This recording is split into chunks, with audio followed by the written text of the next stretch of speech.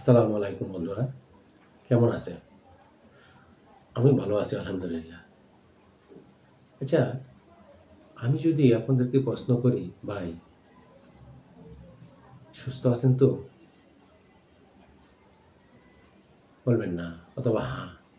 যারা অসুস্থ আছে তাদেরকে যদি আমরা বলি, ভাই আপনাকে যদি টাকা দেওয়া হয় তা নিবেন নাকি আপনাকে যদি সুস্থ করে দেওয়া হয় তাহলে কোনটা নিবেন? সে নিশ্চয়ই বলবে যে আমি সুস্থ হতে চাই।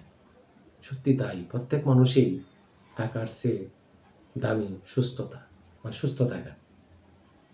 আমরা যখন সুস্থ থাকি তখন মহান রাব্বুল আলামিনের নিকট প্রার্থনা করি না যে, বা শুকরিয়া আদায় করি না যে আমরা ভালো আছি আলহামদুলিল্লাহ।